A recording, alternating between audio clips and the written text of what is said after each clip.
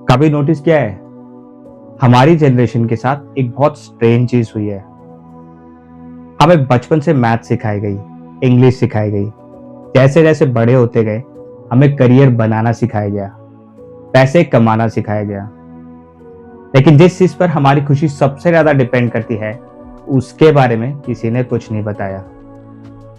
Relationship. और फिर जब हम रिलेशनशिप में स्ट्रगल करते हैं या फिर वो टूट जाता है, हम क्या सोचते हैं? शायद मुझे प्यार करना नहीं आता है, शायद मेरे अंदर ही कोई कमी थी, या फिर शायद मैं सही नहीं हूं।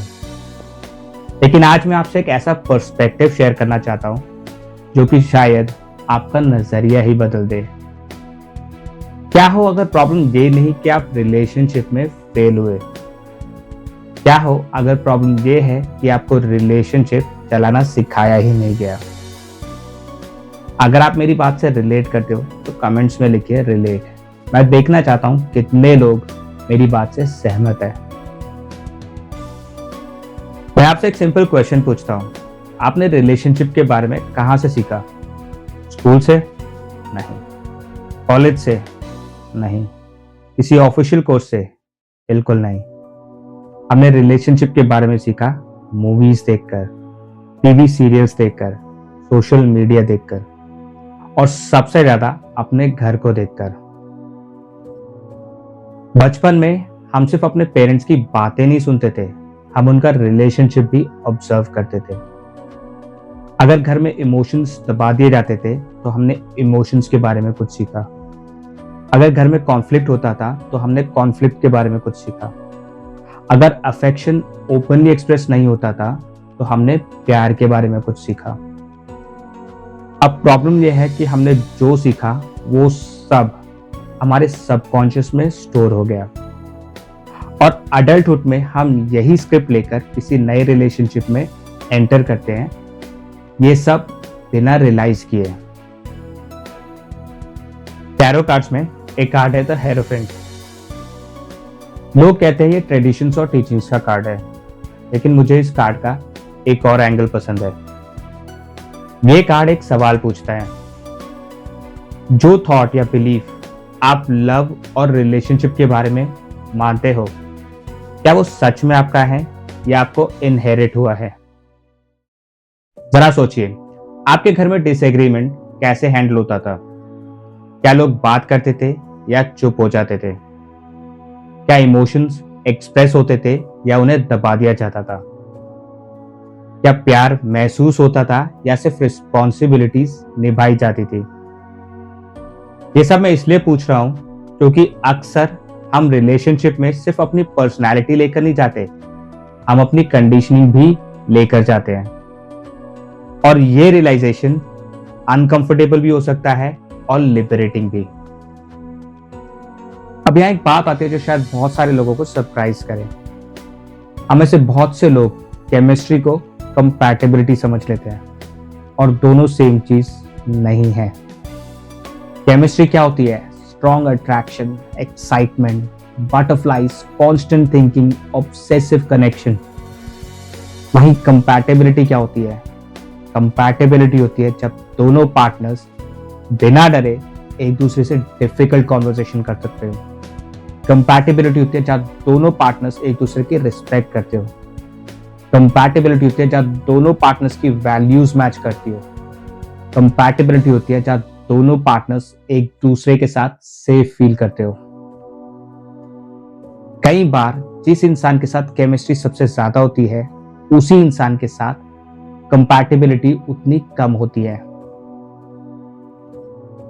यहां एक लाइन याद रखना, केमिस्ट्री डिसाइड करती है कि आप किस तरफ अट्रैक्ट होंगे, और कंपैटिबिलिटी डिसाइड करती है कि आप कितनी दूर तक साथ चल पाओगे।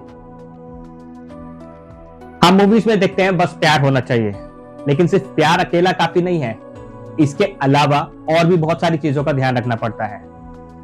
आप किसी को जेन्युइनली प्यार कर सकते हो, लेकिन कम्युनिकेशन पुअर हो सकता है, बाउंड्रीज अनहेल्दी हो सकती है, कॉन्फ्लिक्ट डिस्ट्रक्टिव हो सकता है, ट्रस्ट कमजोर पड़ सकता है, और फिर रिलेशनशिप स्ट्रगल करता है।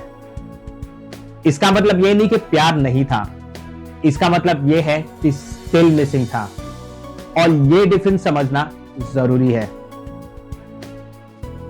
आजकल हम इमोशनल इंटेलिजेंस की बात करते हैं, लेकिन रिलेशनशिप लिटरेसी की बात बहुत कम होती है।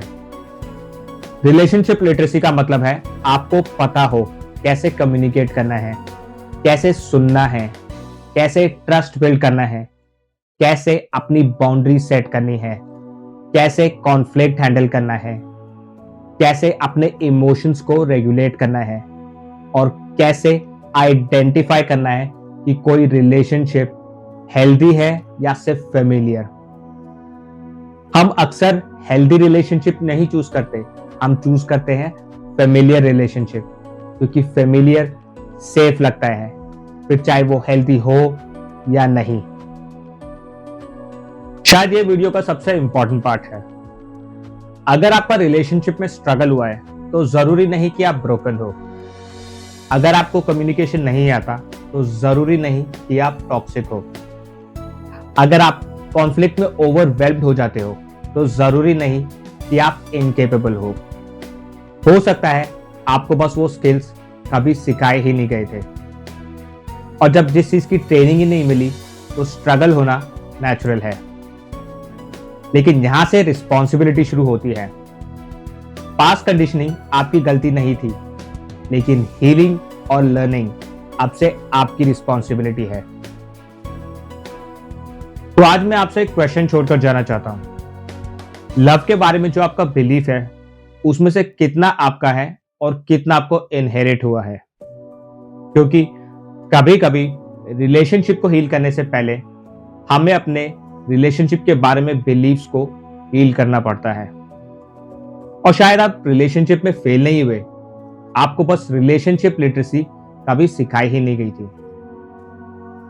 अगर आज के इस वीडियो ने आपको एक नया पर्सपेक्टिव दिया है तो आप प्लीज इस वीडियो को जरूर लाइक कीजिए। आपका रिलेशनशिप लिटरेसी पे क्या व्यू है कमेंट्स में बताइए। मैं जरूर समझना चाहूंगा आपका क्या व्यू है। आप इस वीडियो को उन लोगों के साथ जरूर शेयर कीजिए जिन्हें इनकी सबसे ज्यादा जरूरत है। और अगर आप इंटरेस्टेड हो relationship psychology, emotional patterns, tarot cards को प्रैक्टिकल लाइफ के पर्सपेक्टिव से समझने के लिए, तो आप हमारे चैनल माइंडशिफ्ट विद डीआर को जरूर सब्सक्राइब कीजिए। आपसे जल्दी मुलाकात होगी एक नए और मीनिंगफुल वीडियो के साथ। तब तक के लिए माइंडशिफ्ट विद डीआर की तरफ से नमस्कार।